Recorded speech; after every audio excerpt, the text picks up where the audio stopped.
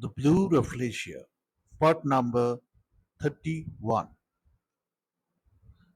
Professor Bhattacharya, trackers fixed at Professor Bashu and his team has stopped sending signals. Bhubash alerted everybody. He was the one who was monitoring the movement of the team, as he has the expertise to operate various kind of instruments. By hearing the alert from Bhubash, Professor ran towards him and sit in front of the screen where just few minutes ago five red spots were blinking on the map of this island. Now it shows nothing, just the map. Where and when was the last signal received by you, Bhubash? 10 minutes before. They were 6 kilometers away from the van. The team were initially going in a straight line. Suddenly they stopped and moved backward. Then they start to travel parallelly to the van in the eastern direction. After this, the signal stopped for a while and then vanished from the screen. All five signals. Yes. Get ready, Bhubash. Now we have to go to trace them. They are surely in danger. Yes, sir. But someone must stay in the van. Yes, our pilot will stay here and now she is the in charge of the van. And Jointo will stay here and look after the missionaries. We have to act fast, Bhubash. Be ready. But Professor, can you tackle this difficult terrain? Jayanto suddenly stepped in. He was not happy that he has to stay in the van, but he understood why. First, his health is not well enough to traverse this difficult terrain, and also he is the only one left in the team who can at least keep the machineries in running mode. He is not an expert, but his experience in lab will help him to at least monitor these experiments and alert others if something went wrong. Both Professor and Bhubas wore the protective attire and disembarked from the van. If anything goes wrong with us, we will alert you, and you drove the van to the coast and inform our authorities.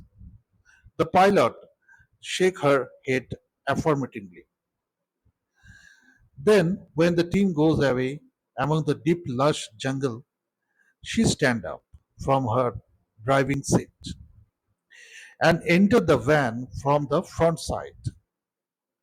Suddenly, she sprayed something on the face of Jayanta, who was unprepared for this type of attack. She then again returned to her seat and drove the van towards the direction they were originally moving, that is, in the eastern direction. Jayanta was fast asleep under the influence of the chemical that was sprayed onto him.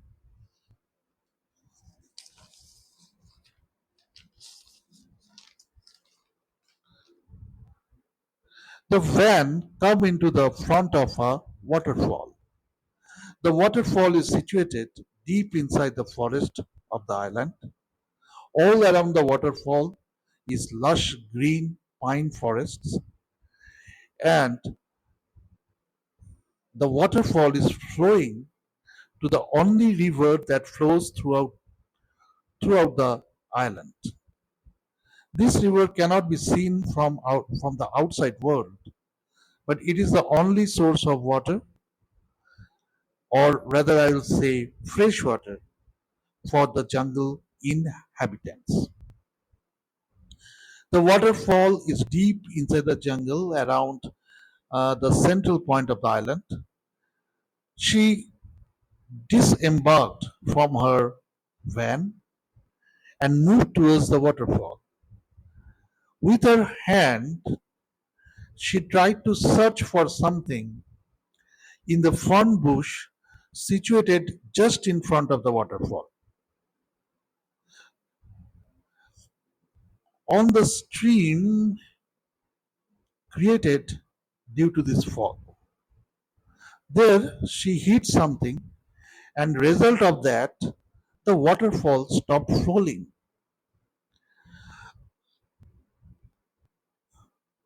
A cave was seen with a road going through it. Red lights are fixed on it. She again returned to the van and drove the car into the cave. The waterfall starts to fall again, completely covering the existing of the cave. Professor Bhattacharya and Bhubash was was violently searching for his teammates. Deep in the jungle, among the pine forests and other fern bushes, they are searching for their teammates. Suddenly, they found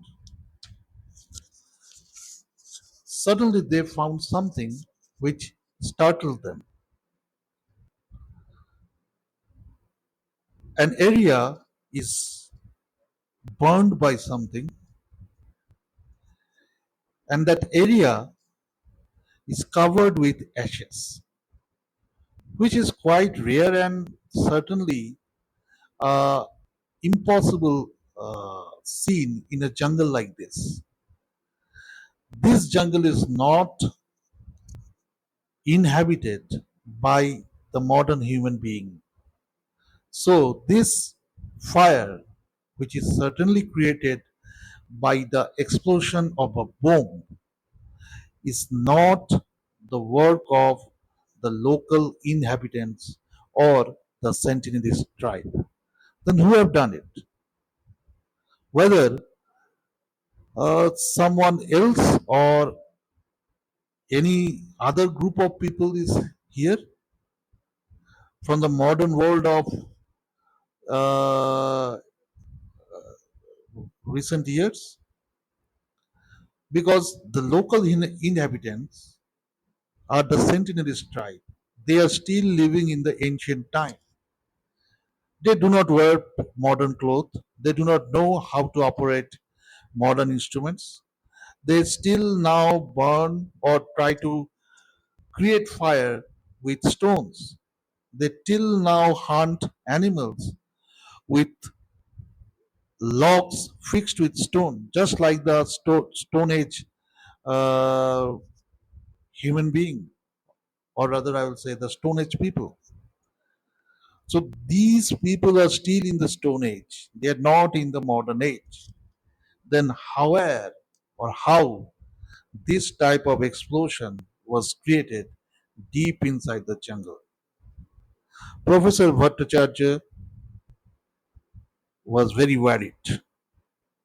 He told Bhubash that, look, Bhubash, there is someone else in this jungle who have come from the modern world. I don't know who, but we have to find out his identity or their identity very fast. Bhuva said, yes, sir, their identity is the correct word because I found lots of footsteps in this area of the jungle. They are not alone. There is a group of people who have kidnapped our team. Yes, sir, they have been kidnapped because here you see clear sign of scuffling and troubling the bush area. There is a scuffle that has taken place here in this area of the island. They were forced and dragged through the jungle. I think they are not in their sense when they were kidnapped. Yes, Bhubash, you are right.